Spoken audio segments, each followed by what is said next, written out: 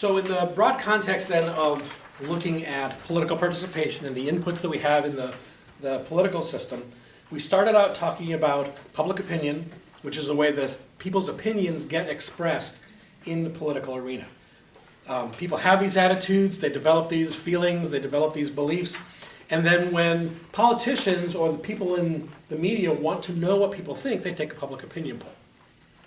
We talked about how to interpret public opinion polls and how the politicians sometimes use the opinion polls.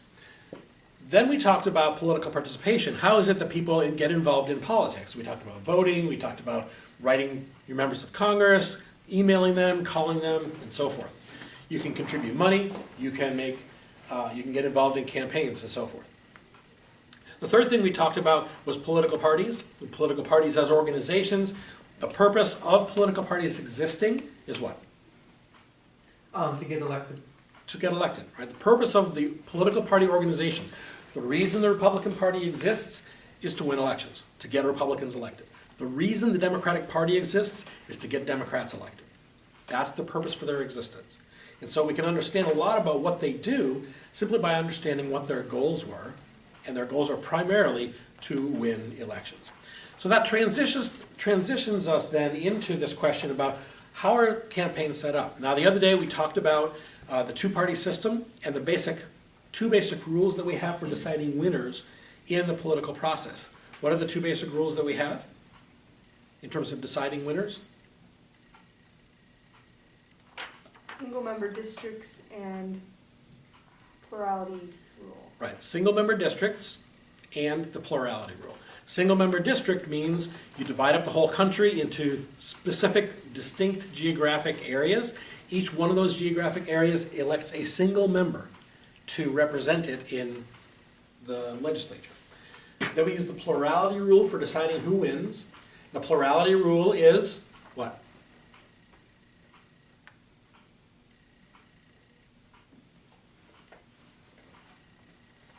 Whoever gets the most votes wins, and I don't know what happens if two candidates get the same number of votes. Okay, so the plurality rule is whoever gets the most votes wins. This is slightly different from the majority rule, which requires a winner to get a majority of the votes cast.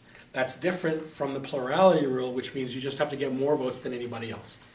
The question about what happens when there's a tie varies from place to place. In some places, when you have a tie in terms of the number of votes that are cast for two candidates, they flip a coin. And whichever candidate calls it right, that's the one who wins. So if you get one candidate gets 80,000 votes exactly, the other candidate gets 80,000 votes exactly, you might flip a coin. But you could cheat flipping a coin. There's ways you can flip a coin and you know how it's going to land. Yeah. Well, you have an unbiased person. Oh, okay. Okay, here, use random.org. Why don't they just use random.org? Pick a number between 0 and 1. Okay, you pick 0, okay. It turned up 1, sorry, you're not elected. Right, you could do random.org if you wanted to. Ironically, for most of human history, random.org did not even exist. But it does Or they now. didn't know about it. It was out there. How did they not know about it when they were in the Constitution? So seriously, the question though is, they would usually flip a coin. This depends on the location though. For example, in Nevada, if there's a tie, the two winning candidates play a hand of poker. And whoever wins the hand of poker, that's the person who wins the election. So different localities get to make their own decisions about how they come up with these decision rules. Okay, but the two big rules are single-member district, that's how we do our representation, and the plurality rule, whoever gets the most votes wins. All right. So then when we look at the American whole system of campaigns and elections, everything is structured around that basic idea. You've got a single-member district, that is, one person wins. The way you decide who wins is whoever gets the most votes, not necessarily a majority. And then when you look at the way the political parties work, they make the rules for deciding who their candidate is going to be. So when we're looking at the question about how campaigns and elections work, first of all, when you look at the sheet that I've got for you here, this first graphic kind of lays out for you a big map of how the whole process works. Now, this is specifically set up in terms of presidential elections, but except for the last stage of presidential elections, the system basically works the same for nearly every American election. Okay? And it goes basically in like this process. It's two stages. The first stage of the process is the nomination stage. The nomination stage for all US elections is where you have Democrats competing against Democrats, Republicans competing against Republicans, to decide who's going to be the Democrat and the Republican to run in a general election. So this first phase is called the nomination phase. Sometimes these elections are called primaries. So when you're listening to the news and when you're paying attention to elections, you'll hear two things. The first few months, you'll hear people talking about the primaries, which is the nomination phase. Then, once the two candidates are decided by the two major parties, then the last stage of the elections is called the general election. So you have the primaries and the general. The primaries are the party members competing with each other to be the party's candidate. And then the last stage is the general election, in which the party's candidates compete against one another. So we have these two different phases. That happens at nearly every phase in the American political process. Now, the difference is that sometimes there's not very much competition. So, for example, in 2012, Barack Obama was running for the Democratic nomination to be the Democratic candidate for president in 2012. How many people competed against him? Nobody. Okay, so there wasn't any competition within the Democratic Party to be the Democratic Party nominee for president in 2012. But within the Republican Party, there was a lot of competition. There were like 15 candidates, all competing with other Republicans to be the Republican nominee. So sometimes just because you have this nomination process doesn't mean there's an awful lot of competition in it. When we look at congressional elections, for example, here in the 6th Congressional District, this past year, we had Fred Upton, who was the Republican. Now, before he became the Republican nominee, he had a competition from within the Republican Party. And so there was a candidate from Dowagiac, and he was running against Fred Upton. They were both trying to be the Republican nominee to run for the House of Representatives for this district. Within the Democratic Party, there wasn't really much competition, but in previous years there had been. So sometimes there's a lot of competition, and sometimes there's not very much competition. Usually, if there's a very strong incumbent, that is, somebody who's already in the office running for re-election, it's unusual for them to have somebody competing from their own party. But it can happen. So, for example, in 1992, when first George Bush was running for re-election as president, he had a couple of different people from within the Republican Party competing against him. But most of the time, there's not very strong competition from within your party. So we have this first phase on the nomination, in which there's competition going on internally. We have the second stage, that is the general election, in which you're competing between the parties. So once that happens, once you've got the nominees, then you have a general election in which a Democrat or Republican, and sometimes a person from a third or other minor party, sometimes they're running too. Now, if you recall, one of the things we talked about last week was the two-party system. Our single-member district system, plus the plurality rule, sets up the competition in such a way that you end up with two major political parties. And if you recall, the phrase that I used, or the label that I gave to this kind of a process, was called Duverger's law.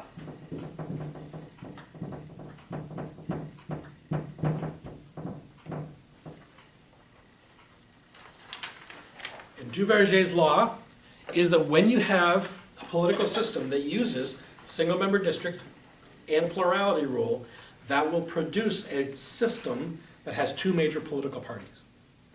When you have a system that uses proportional representation, you'll end up with many, many political parties in your system. So Duverger's law is important for us to understand why this competition works out the way that it does in our electoral process. It's because of the single-member district, winner-take-all, plurality rule system. So when you look at any set of elections, you've got this primary stage for the nomination, and then you have the general stage in which the parties are competing against one another.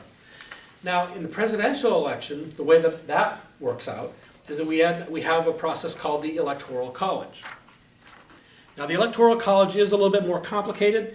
It'd be nice if the whole system was you just count the votes and decide who wins, but it is more complicated than that. We're going to talk about the Electoral College next week. We're not going to be able to get there this week. But I do want to talk about the nomination process, because kind of the interesting thing about nominations is that you have people who, for the most part, agree on everything.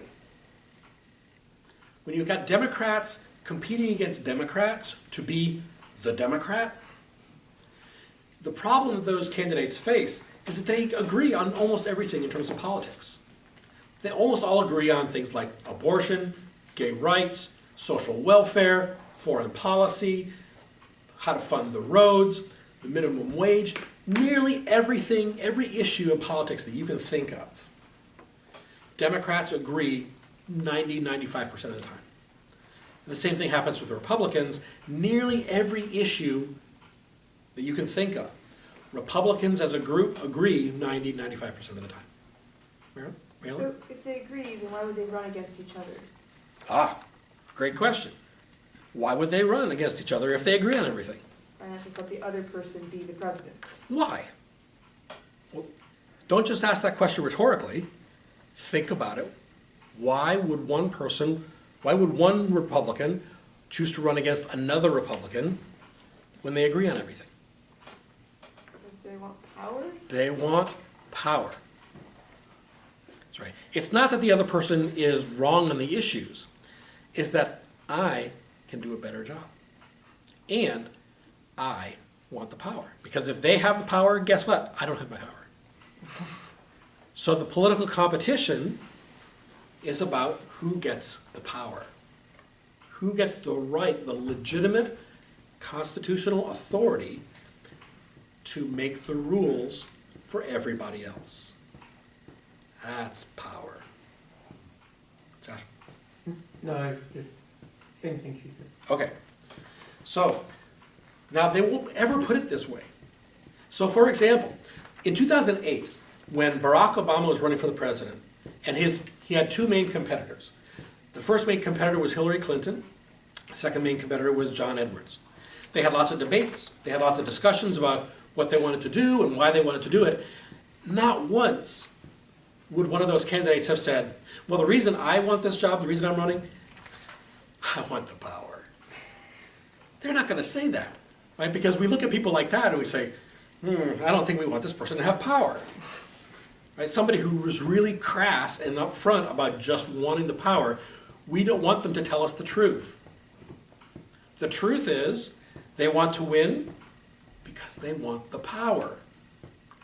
What that looks like in terms of what they say is, I want to solve problems. I want to fix the system. I've got the experience to run things more efficiently. That's what they say, but underneath it all, you've got to know, politicians go into politics because they want the influence and the power that comes from the office. Framers of the Constitution understood this. That's why they set up the system as complicated as they did. Because they wanted to keep all these power-hungry people who were going to be in office from acquiring too much power.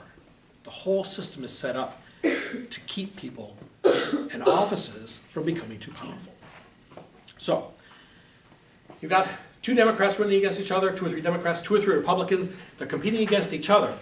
Now, when you take that question about the power off the table, then the complicated thing for their life is that they have to figure out a way of competing against other Democrats and Republicans with whom they agree almost 100%, and make the case to other Democrats and Republicans that they are the ones who ought to be in office.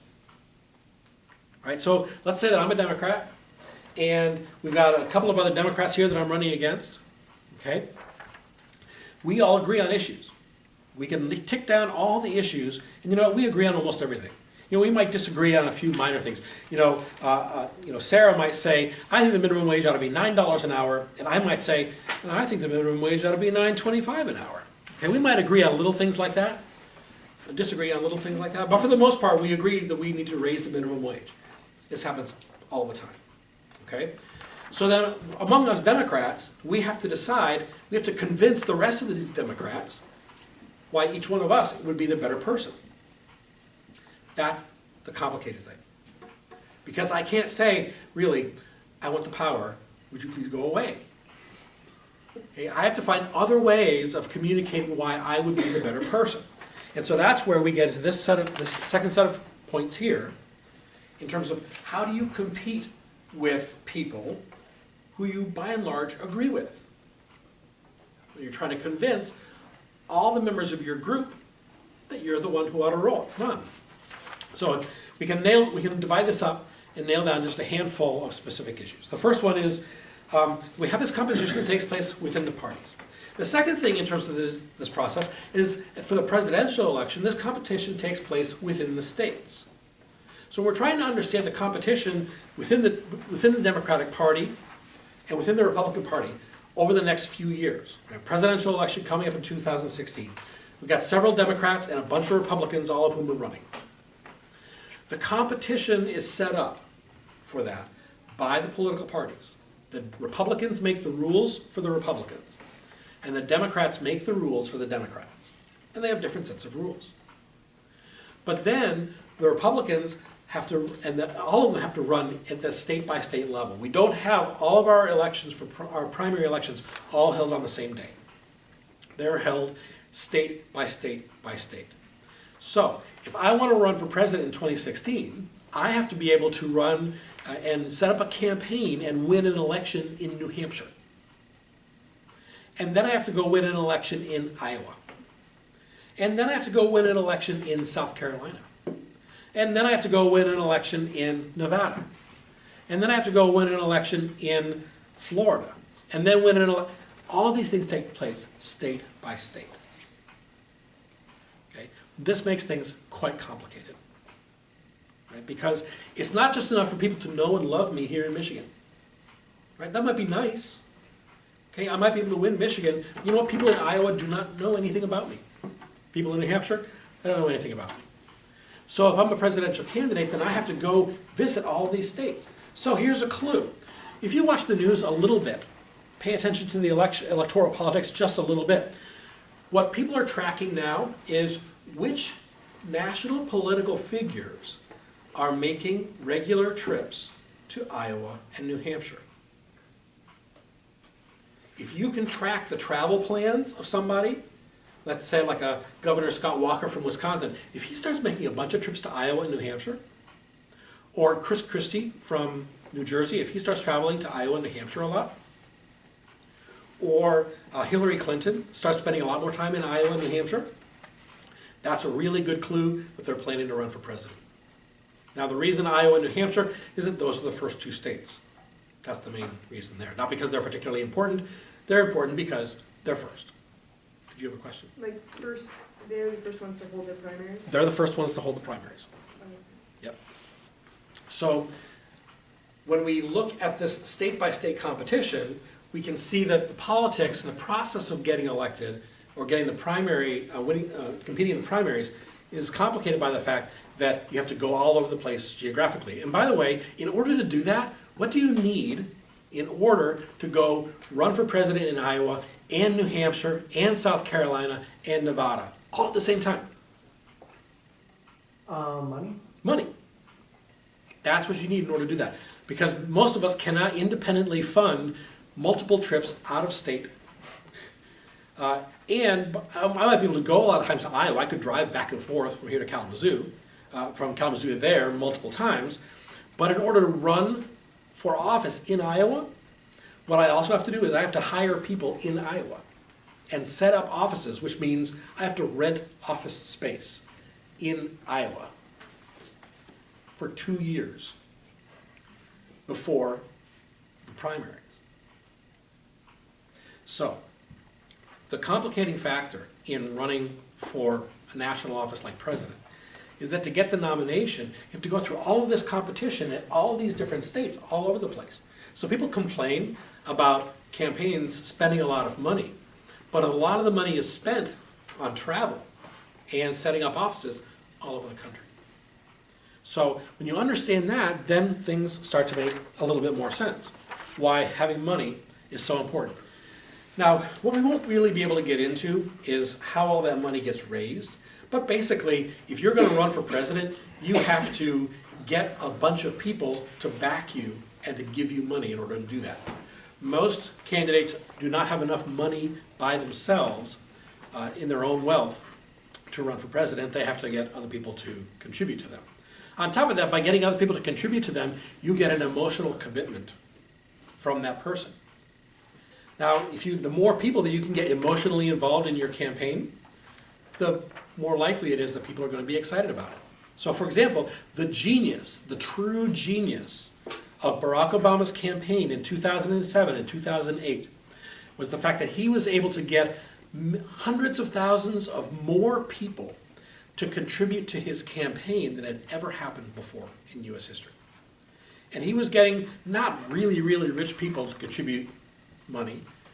He was getting a lot of middle class and poor people to contribute $25 here, $25 there.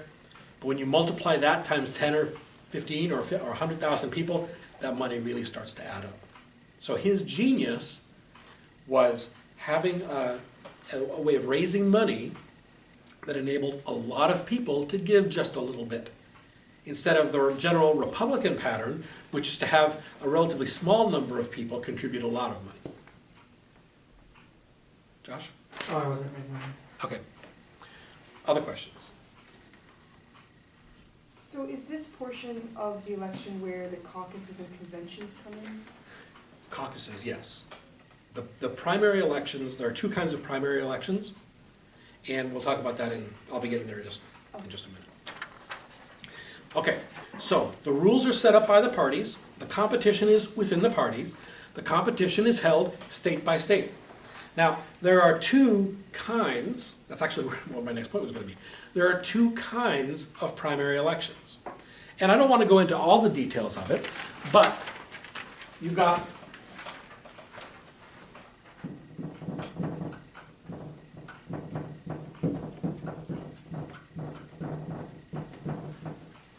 primaries and caucuses. Now, it's a little bit confusing because they're all called primaries. But then within the primaries, you have two kinds. One of the kinds of primaries is called a primary. Sorry, I didn't make up the language, it just worked that way. So these are the two ways that states use, that the parties use in their state-by-state competition for deciding who's going to win that state. And so most states use primaries, and a handful of states use caucuses. A primary is basically just like any other election. It's basically when, if I'm registered to vote and the parties are holding a primary in Michigan, then I go down to my voting place, show my ID, I get the ballot, and I go vote. And I can vote in either the Democratic primary or the Republican primary.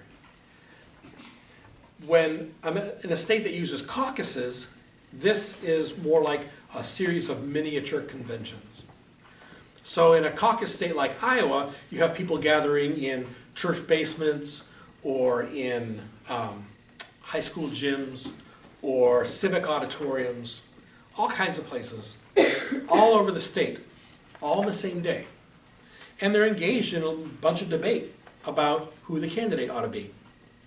And so when we think about 2016 and we think about the Democratic caucuses in Iowa, for example, let's say we're going to have Hillary Clinton people, and you're going to have Joe Biden people, and you might have an Andrew Cuomo group. So 3 different candidates. Andrew Cuomo is currently the governor of New York. So in a caucus, what happens is that a whole bunch of people get together in a room, and they all basically are telling each other who they're going to support and trying to convince people they ought to support one candidate or another. And so if we're in this room, then the Clinton people might be over in this corner, the Cuomo people might be over there, and the Biden people might be over there. And so everybody kind of sorts themselves out into those different groups. And then when, as the time goes on, then there are people there who will be undecided, and the undecided people will then get people coming up to them. And so a Clinton person might come up to the undecided person and say, you really ought to vote for Hillary, and here are the reasons why. A Joe Biden person might come over, you really ought to vote for Hillary, here's the reason why. And somebody from Cuomo might go, here's why you ought. And they're going through this conversation trying to convince people in the context to vote for one candidate or the other. But The Biden guy's a traitor. What? The Joe Biden guy's a traitor. You're telling the other person to vote for Hillary. You say that the Joe Biden person. Oh, did I? All right. Well, obviously, I misspoke myself, but anyway, in any case. So Biden people are trying to convince people to vote for Biden. I have to talk more slowly. Clinton people are trying to convince undecided people to vote for Clinton, and so forth. Okay? So then this all takes place within this process. And so then you end up with this contact with 4 different groups of people. A group of people who are committing to vote for Hillary Clinton, or Joe Biden, or Andrew Cuomo, or who remain undecided. You take those results and you count them all up, and that's the result of the caucus in that room for that community. That might be for our county, for example. You take those results, and those results then get communicated up to the next level, which would be the party headquarters for the congressional district. Those get added up to the party headquarters for the state level. And then at the state level, all those numbers from all over the state are added up. And then you see how many votes went for Clinton, how many votes went for Biden, how many votes went for Cuomo, and how many were undecided. And that's how you decide who wins the caucus. Isn't that kind of an inaccurate way to do it, and also wouldn't that leave people open to peer pressure? Okay, so the question is it inaccurate? What do you mean by inaccurate? Well, you're trying to count heads in a room, people are moving, that just sounds kind of less accurate than writing it down on a ballot. Well, I mean, I'm sure there's some kind of, different places have different counts. You know, for example, your name gets registered on a list and you have to tick off who you're voting for, or you get a little slip that goes into a particular piece. They have a way of counting it, and I'm giving it very casually here. I mean, there are specific processes for making sure that happens. And then what was your second question? Well, doesn't that leave people pretty open to peer pressure? Yeah, absolutely. Yeah. So if I'm undecided, my grandma comes up to me and says, "Oh, you really ought to vote for Hillary Clinton." Why? Because I love you. If you love me, you'd vote for Hillary. Yeah, then I'm going to have some peer pressure because I don't want to disappoint grandma. What? But that's bad logic. Has nothing to do with logic. This is politics. Segregate the ideas, right? This is not, I mean, there's a method to the madness, right? There's a method to the process, but this is not about logic, because in fact, in that environment, people get emotional. People get angry at each other, yell at each other. Sometimes fights break out. I mean, really, it's really kind of a raucous environment. Contrast that with a state like Michigan or most of the states that use just a primary. How do we decide who wins the state? We go in, our name's on a list, we get a ballot, we chunk it in, and then we go home. Okay, first of all, that sounds really boring. And second of all, a lot more people are willing to do that than will show up for a raucous intra-party fight. Right? So what that means, that has consequences for political participation. Right? Who shows up to participate? In states where you have the primaries, people go in, name's on a list, they get a ballot, they vote, and they go home, or they go out and they get a latte, or they go out and whatever. Those states have much higher participation rates in their primaries because it's easy to do. 5 minutes, in and out, I'm done. But the states where you have caucuses, you have a lot fewer people participating. Why? Because it takes a lot of time and a lot of emotional energy and commitment to carve out a whole night for me to go out and hang with a bunch of other people who are all Democrats or all Republicans and argue with them so I can cast my one vote for Hillary Clinton. What kind of a person does that? Think about, that's not a rhetorical question, think about that. What kind of a person would do that? Someone who actually cares about the result. Somebody who not only cares about the result, these people are hardcore. Right? These are the most absolutely committed partisans who engage in this process. So what that means is you get these hardcore partisans as opposed to the kind of a more peaceful, general kind of thing.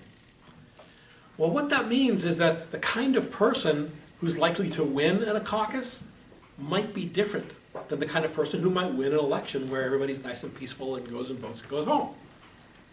For example, in 2008, nearly every state that had a Democratic primary had Hillary Clinton win it. Nearly every state that used caucuses, Barack Obama won. Historically, states that have caucuses, you end up with these